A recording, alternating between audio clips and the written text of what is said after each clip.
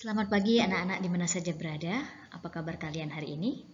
Ibu harapkan kalian tetap sehat dan semangat sehingga kita bisa melaksanakan pembelajaran hari ini. Baik, sebelum kita memulai pelajaran kita hari ini, mari kita menundukkan kepala sejenak. Mohon berkat dari Tuhan sehingga apa yang kita lakukan hari ini, apa yang kita pelajari hari ini dapat bermanfaat bagi hidup kita. Berdoa mulai. Selesai. Materi kita hari ini yaitu teknik penerapan ragam hias pada kayu.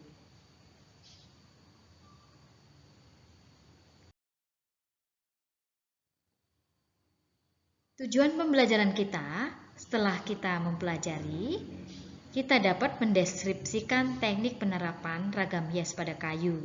Dan yang kedua, kita dapat mendeskripsikan ciri dan fungsi alat yang digunakan dalam membuat ragam hias pada kayu.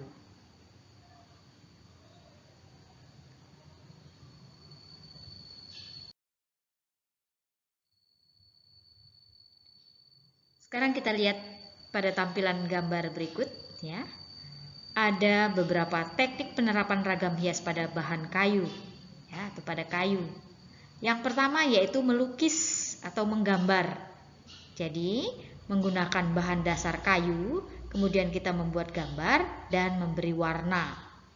Ya, menggunakan cat. Kemudian yang kedua yaitu mengukir. Apa itu mengukir?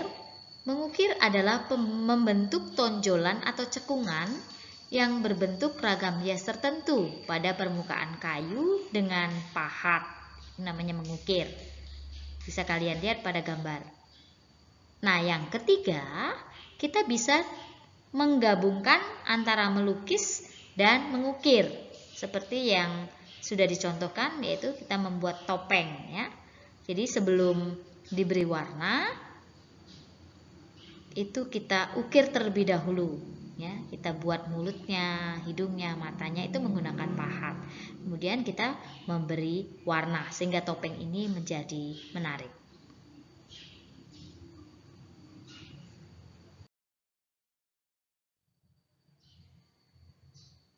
Baik, sekarang kita akan mengetahui alat untuk mengukir ya.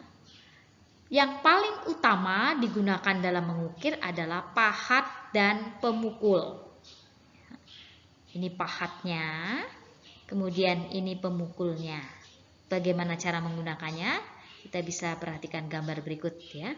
Ada orang yang sedang memahat. Jadi pahat dipegang di tangan kiri, ya. Mata pahat diletakkan pada kayu yang hendak dipahat, kemudian dipukul untuk membentuk ukirannya.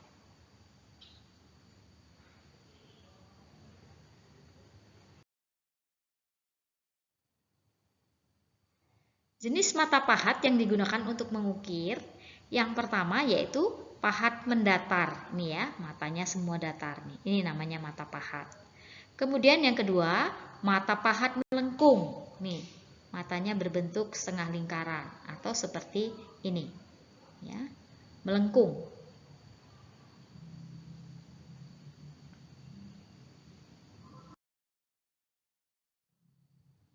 Sekarang kita akan lihat satu persatu jenis pahat dan fungsinya.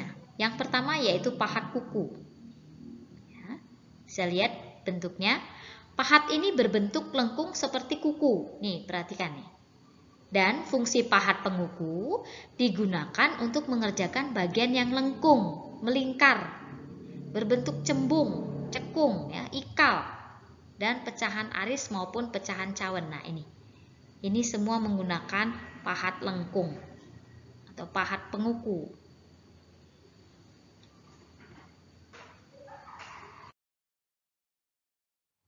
Sekarang pahat berbentuk lurus atau sering disebut dengan pahat penyilat.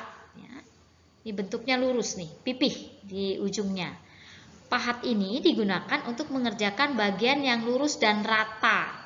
Pahat ini juga digunakan untuk membuat dasaran atau membuat siku pada tepiran ukir nih ya. Pada bagian siku ini menggunakan pahat lurus. Pahat penyilat.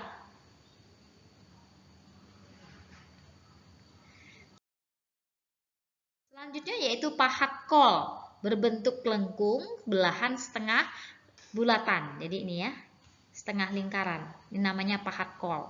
Fungsinya untuk mengerjakan bagian-bagian cekung. Nih, terlihat pada gambar ya. Mau memahat telinga pada patung ini menggunakan pahat kol. Ya, bentuknya setengah lingkaran.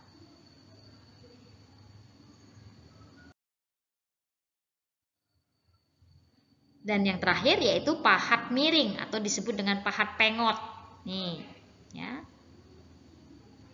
Mata pahat pengot berbentuk miring, meruncing dan tajam sebelah. Kalau yang tadi dua sisi tajam semua, ini hanya tajam sebelah. Ini pahat pengot namanya. Fungsinya untuk membersihkan pada sudut, sela-sela ukiran dan meraut bagian-bagian yang tidak diperlukan. Ya. Nih, di sini yang jadi dasar ini bisa menggunakan pahat pengot nih di ujung-ujung siku ini.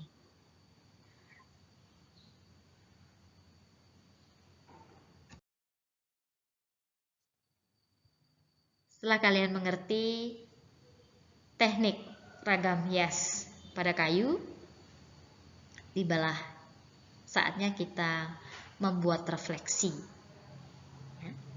Seperti yang tertera pada gambar. Banyak sekali ragam hias pada kayu yang bisa kita buat dan kita ciptakan.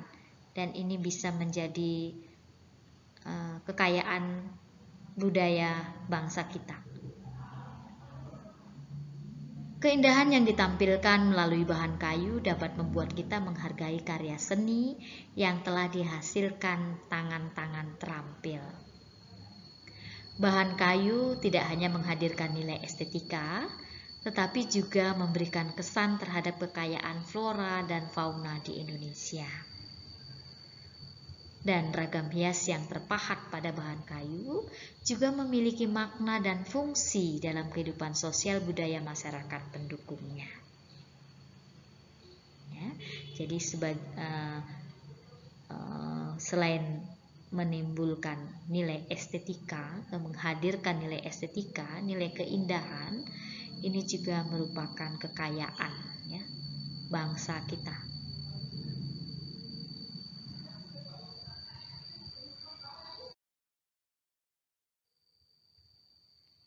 Sekarang tibalah saatnya kalian mengerjakan tugas. Yang pertama, jelaskan 3 teknik penerapan ragam hias pada bahan kayu. Yang kedua, tuliskan dan jelaskan alat yang digunakan untuk mengukir. Ketiga, jelaskan 3 manfaat penerapan ragam hias pada kayu.